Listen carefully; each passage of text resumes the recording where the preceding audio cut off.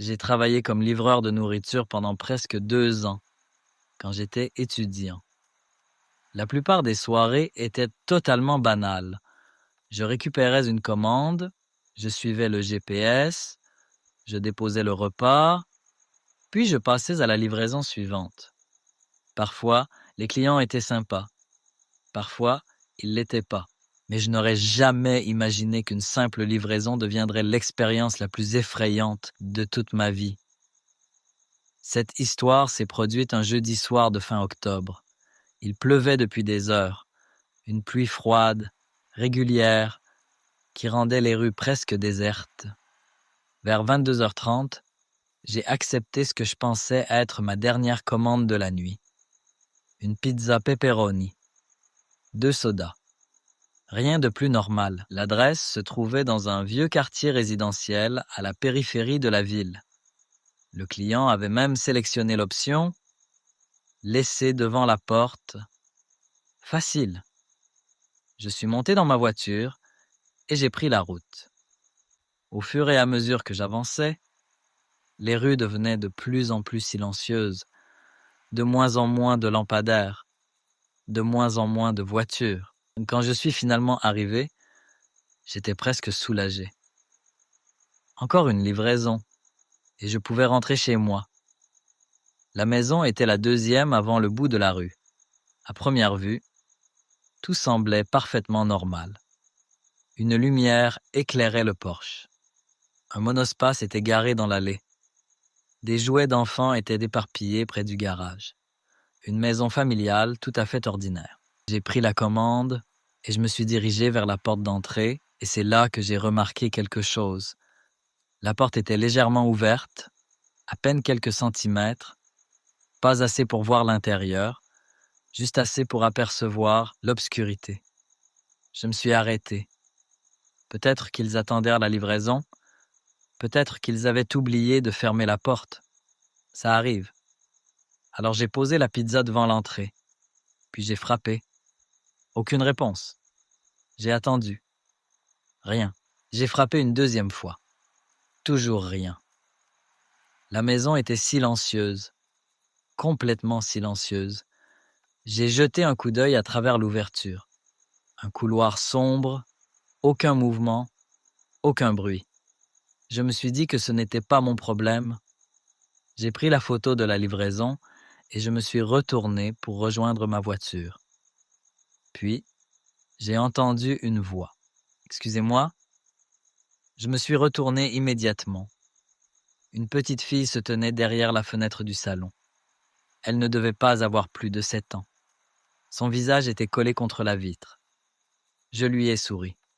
« Salut !» Elle ne m'a pas rendu mon sourire. Elle m'a simplement demandé « Vous partez ?»« Oui, votre pizza est arrivée. » Elle m'a regardé quelques secondes.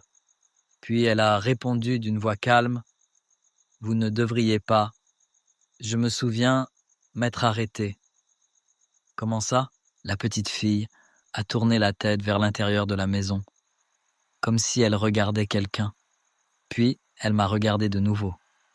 Et elle a dit « Il y a quelqu'un dans notre maison. » Pendant une seconde, je n'ai pas eu peur.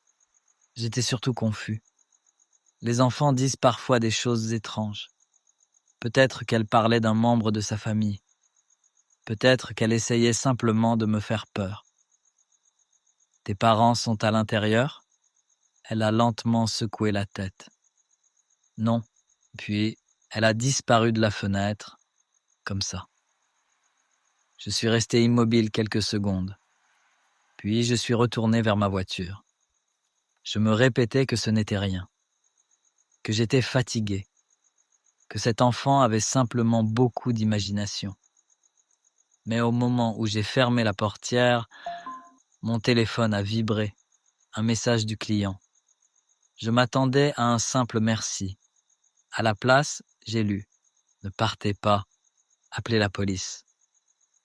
Mon estomac s'est noué. Quelques secondes plus tard, un deuxième message est arrivé. « Quelqu'un est dans notre maison ». J'ai senti mon cœur accélérer. C'était exactement ce que la petite fille venait de me dire. Exactement. J'ai levé les yeux vers la maison. Elle semblait toujours normale. La lumière du porche était allumée. Aucun cri, aucune vitre brisée. Rien. Pourtant, quelque chose n'allait pas. J'ai appelé le numéro du client. Le téléphone a sonné. 1 fois, 2 fois, 3 fois. Puis quelqu'un a décroché. Je n'entendais qu'une respiration. Lente, très lente. Allô? Silence. Allô? Puis l'appel s'est coupé. Et là, pour la première fois, j'ai eu peur. Une vraie peur. J'ai regardé la maison une nouvelle fois. Et j'ai vu quelque chose bouger derrière une fenêtre.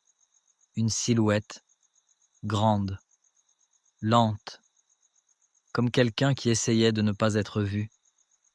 J'ai immédiatement appelé la police. L'opératrice m'a demandé de rester à distance. Je me suis garé de l'autre côté de la rue et j'ai attendu.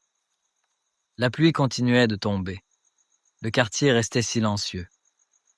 Puis, quelque chose s'est produit. Quelque chose que je n'ai jamais oublié. La petite fille est réapparue. Cette fois, à une fenêtre de l'étage. Elle ne regardait pas dehors. Elle regardait derrière elle. Comme si quelqu'un se trouvait dans la pièce. Puis soudain, elle a disparu. Pas en s'éloignant, pas en marchant. Comme si quelqu'un l'avait tirée brusquement vers l'arrière. Mon cœur s'est arrêté. J'ai crié en direction de la maison. Aucune réponse. Puis un énorme bruit a retenti à l'intérieur, comme une porte claquée avec violence. Et immédiatement après, toutes les lumières de la maison se sont éteintes. La maison entière a plongé dans le noir. Je voulais partir. Je voulais démarrer et m'enfuir. Mais je savais qu'une enfant était peut-être coincée à l'intérieur. Alors je suis resté. Les 3 minutes suivantes ont été les plus longues de ma vie. Je surveillais chaque fenêtre, chaque porte, chaque ombre.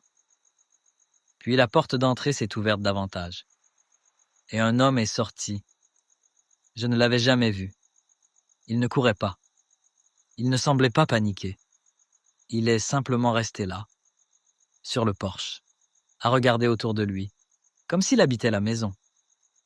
Puis, il a tourné la tête, lentement, très lentement, dans ma direction. Même à cette distance, j'ai compris qu'il me regardait directement. Je me suis immédiatement baissé dans mon siège, mes mains tremblaient.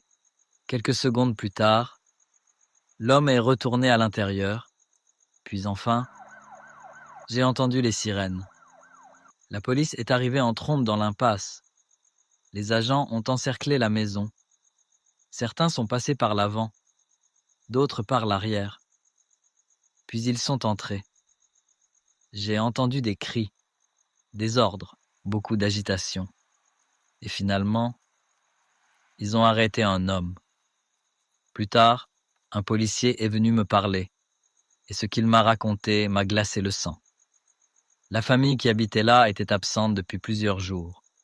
L'homme arrêté s'était introduit dans la maison pendant leur absence.